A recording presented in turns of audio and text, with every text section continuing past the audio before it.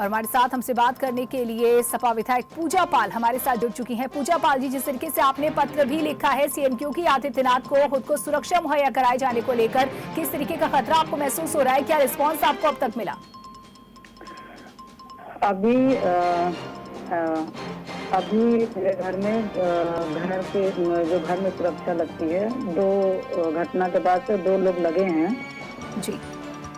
और अभी क्योंकि अभी हम लोगों का अब जो राजू पाल मर्डर केस है वो सीबीआई स्पेशल कोर्ट में चल रहा है।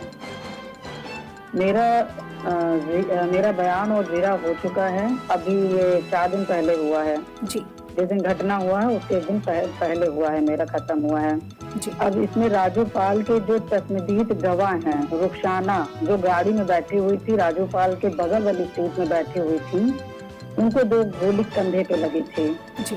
वो भी आई विटनेस गवाह हैं। वो मतलब उन्होंने देखा है कि सामने से कौन कौन गोली मारा था राजू पाल जी को जी। और ओम प्रकाश पाल हैं और भी गवाह हैं। तो मैं चाहती हूँ कि मेरे साथ साथ उन लोगों को भी सुरक्षा की जाए और उनको भी पुलिस प्रशासन के द्वारा गनर मिले ताकि जाकर के वो सीबीआई कोर्ट में मर्डर केस में वो गवाही दे पाए। बिल्कुल। नहीं तो जिस तरह से ये वो हुआ है तो उसको देख करके तो गवाह दहशत में आ गए हैं और आगे सुरक्षा नहीं मिलेगी तो वो कोर्ट नहीं जाने के लिए सोच पाएंगे, क्योंकि सबका अपना परिवार है। हम कितना उनको कहेंगे या क्या कह पाएंगे, क्योंकि करना तो उनको अपने सोच विचार से है। मान लीजिए जब तक शासन प्रशासन साथ में नहीं खड़ा होगा, और इसमें मैं योगी जी से मिली हूँ और मैंने खुद अपनी सुरक्षा के लिए और गवाहों की सुरक्षा के लिए मांग की थी। बिल्कुल। देखिए, यहाँ पर आप अपने साथ साथ अन्य गवाहों की सुरक्षा की भी मांग कर रही हैं। यहाँ पर ये भी जानना चाहेंगे, जिस तरीके से आपने बताया कि अतीक अहमद से नजदीकी को लेकर के उमेश की पत्नी जो जया पाल है, आपकी बहस भी हो गई थी, नार्को टेस्ट का भी आपने। हमको नहीं, मुझे बड़ा तकलीफ होता है कि कुछ भी मैटर रहता है तो टूल पता नहीं क्यों पकड़ाते हैं। मेरी जया भाभी से, और वो उनके घर में एक वो ऐसी महिला है जो कि वो ब्राह्मण है, उनकी लव मैरिज हुई है जी। और मगर वो इतनी सीधी हैं कि वो मुझे गलत कह नहीं सकती हैं और ना मैं उनको गलत कहूंगी, क्योंकि उन्होंने जब से आया है उन्होंने एक नॉर्मल महिला हो करके उन्होंने घर की रोटियां बनाई हैं और लोगों की सेवा की है। इतनी तो कोई मतलब उस तरह की जो ब्याह करके भी आती है और भी आई होंगी उस घर में तो नहीं कर सकती। तो मैं तो उनको साक्षात ये कहूंगी बहुत अच्छी नेचर की, उनसे मेरी नहीं झड़प हुई और ना वो बेचारी मुझे कभी कुछ कही।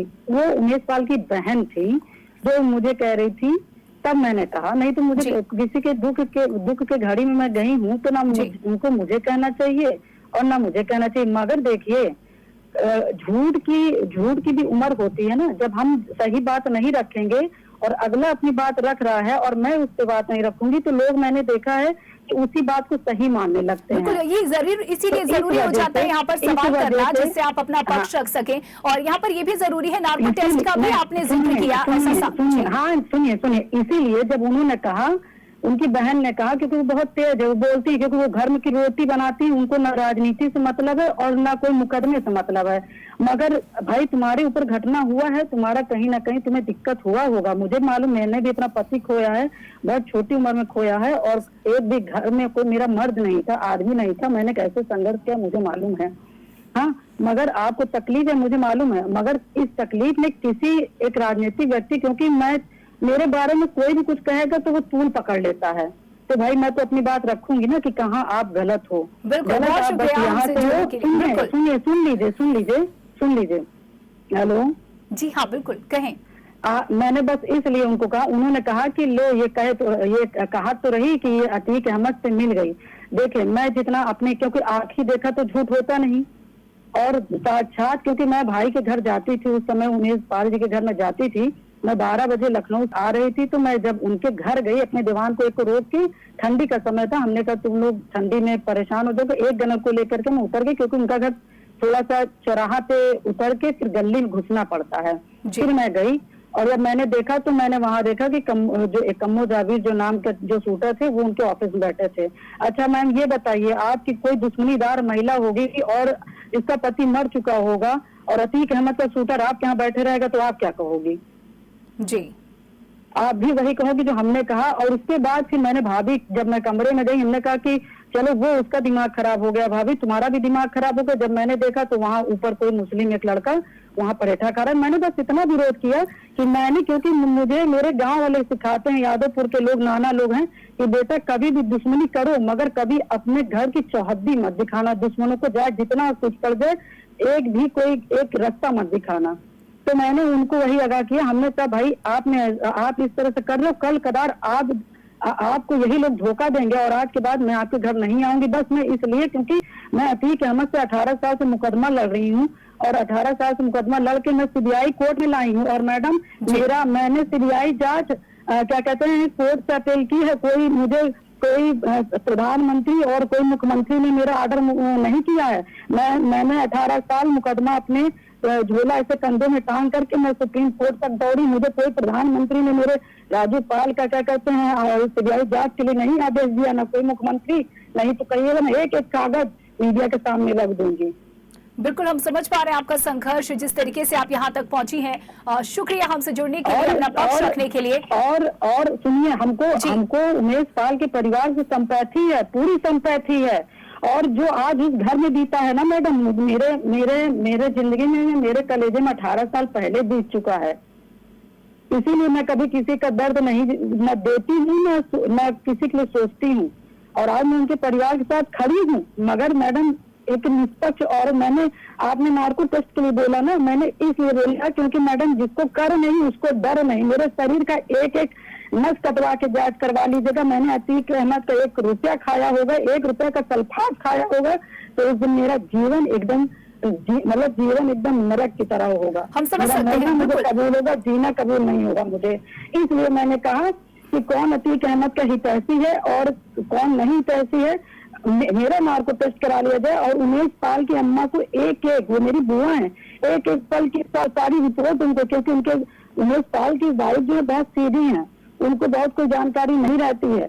और मगर उनकी अम्मा बहुत तेज है, एक प्रकार की नेता समझ लीजिए अपने उनके घर की अपना। उनको पल पल का रिपोर्ट है, उनका नार्को टेस्ट करा लीजिए कि उन्होंने अभी तक क्या किया है। और आज उमेश भाई की मेरे रहते हत्या हो गई, आज उमेश भाई की हत्या हो गई क्योंकि सिर्फ उस घर की चौहद्दी दुश्मन जान गए थे, नहीं तो किसी की औकात नहीं है कि घर में घुस करके मार दे। बिल्कुल, हम समझते परेशानी, और यहाँ पर जरूरी है जांच होना, जांच में ही चीजें स्पष्ट होंगी। आगे आपकी क्या मांग है? सुरक्षा को लेकर आपने क्या कुछ मांग की है? पत्र में क्या कुछ लिखा? मैं चाहूंगी कि राजू पाल जी की जो जांच चल रही, जो सुप्रीम जी यहाँ लखनऊ कोर्ट में, स्पेशल कोर्ट में, सीबीआई कोर्ट में जो चल रहा है, जीरा गवाह चल रही है। जीरा गवाह तो जान रहे हैं कि अब आखिरी वो है। तो मैं चाहती हूँ कि इसमें मुझे और मेरे क्या कहते हैं जो गवाह हैं उनकी सुरक्षा की जाए। बिल्कुल, बहुत शुक्रिया हमसे जुड़ने के लिए, बातचीत करने के लिए। हमारे साथ जुड़ी सपा विधायक पूजा पाल, उन्होंने मुख्यमंत्री से खुतर खतरा जताते हुए सुरक्षा की मांग की है। आपको बता दें कि पूजा पाल ने सीएम योगी आदित्यनाथ को पत्र लिखा है और अपनी सुरक्षा की मांग की है। इसके साथ ही बता दें कि उमेश की मां और पत्नी ने भी सीएम योगी आदित्यनाथ से अपनी सुरक्षा की मांग की है। और इसी के साथ इस बड़ी खबर में इतना ही। देखते रहिए JMT न्यूज।